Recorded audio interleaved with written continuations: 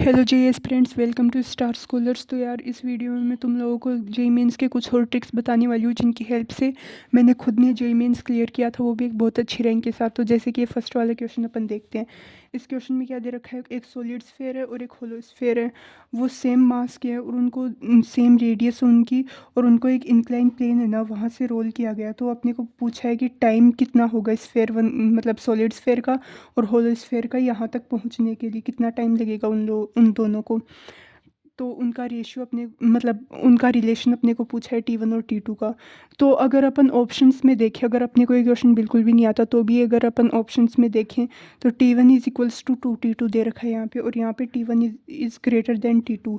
तो ये दोनों ऑप्शन तो सेम ही हुए ना, क्योंकि अगर T1 is equals to 2T2 हुआ तो यानी कि T1 बड़ा होगा, T2 छोटा होगा, इसलिए ये दोनों ऑप्शन कैंसिल हो जाएंगे। अब फर्स्ट और सेकंड वाले में देखें तो अपने हमने मतलब इतना तो पढ़ा है ना, आई वगैरह, मोमेंट ऑफ इनर्शिया वगैरह, कि ये यहाँ पे ACM है ना वो अलग अलग होगा, एक्सेलरेशन सेंटर ऑफ मास का अलग अलग होगा, तो टाइम है ना वो भी अलग अलग आना चाहिए। तो यानी कि T1 is equals to T2 होगा, तो फिर तो इस क्वेश्चन का ज़्यादा कुछ मतलब होगा ही नहीं, तो इसलिए ये वाला भी कैंसिल हो जाएगा और फर्स्ट वाला करेक्ट हो जाएगा।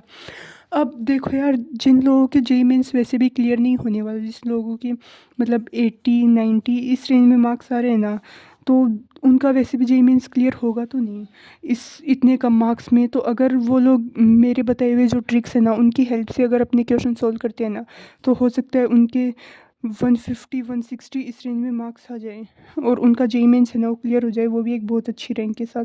अगर तुम लोगों के मान लो अभी मार्क्स आ रहे हैं, तुम लोग अभी 20 क्वेश्चन सोल्व कर पा रहे हो, तो कितने मार्क्स हुए, 80 मार्क्स हुए तुम लोगों के। अब अगर जो मैं ट्रिक्स बता रही हूँ उन ट्रिक्स की हेल्प से तुम लोगों ने 30 क्वेश्चन और सोल्व कर लिए, जिसमें अगर 10 गलत भी हो गए और 20 सही हो गए तो यहाँ से कितने 80 और यहाँ से -10, तो कितने 70 मार्क्स का बूस्ट हो गया तुम लोगों का यहाँ से भी। जहाँ पे तुम लोगों के 80 मार्क्स आ रहे थे जिस नॉलेज पे, उसी सेम नॉलेज पे तुम लोगों के 80 + 70 मार्क्स हो और बूस्ट हो जाएंगे। और इसके लिए है ना मैंने एक पूरा कोर्स बना रखा है, मास्टर शॉर्टकट ट्रिक्स का कोर्स, जिसमें है ना मैंने खुद ने ये ट्रिक्स लगाई हैं और इसी वजह से मेरा NIT राउरकेला में एडमिशन हुआ था। तो इस ये पूरा जो कोर्स है ना उसकी एक्चुअल प्राइस है 5999, लेकिन अभी ये 50% ऑफ में मिल रहा है, तो इसकी प्राइस ना 2999 है। और जिन्होंने भी ये कोर्स लिया है ना वो ये कह रहे हैं कि यार दीदी बहुत अच्छा कोर्स है। इस कोर्स में ना प्री रिकॉर्डेड वीडियोस होंगे, मैं तुम लोगों को क्वेश्चन सोल्व करके दिखाऊंगी कि कैसे मेन एग्जाम में तुम लोगों को क्वेश्चन सोल्व करने हैं और मैंने कैसे किए थे, तभी मेरे मार्क्स इंप्रूव हुए थे। और तुम लोगों को रिस्क को मैनेज करते हुए क्वेश्चन को सोल्व करना है ताकि नेगेटिव ज़्यादा ना हो। अब ये सेकंड वाला क्वेश्चन देखते हैं। इस क्वेश्चन में अपने को क्या दे रखा है, रिलेशन पूछा है सेल्सियस और फ़ारेनहाइट टेम्परेचर का। अभी है तो वैसे बहुत ईजी सा क्वेश्चन, लेकिन फिर भी 20-25% स्टूडेंट्स ऐसे हैं जो इस क्वेश्चन को भी करेक्ट नहीं कर सकते।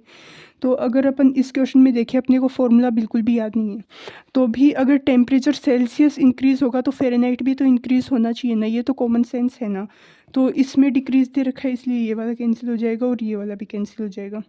और दूसरी बात, सेल्सियस और फ़ारेनहाइट इक्वल नहीं होती, ये तो अपने को पता है, दूसरी तीसरी क्लास में ही पता चल गया था, इसलिए ये वाला भी कैंसिल हो जाएगा। अब सेकंड वाला है ना वो करेक्ट होगा इस तरीके से।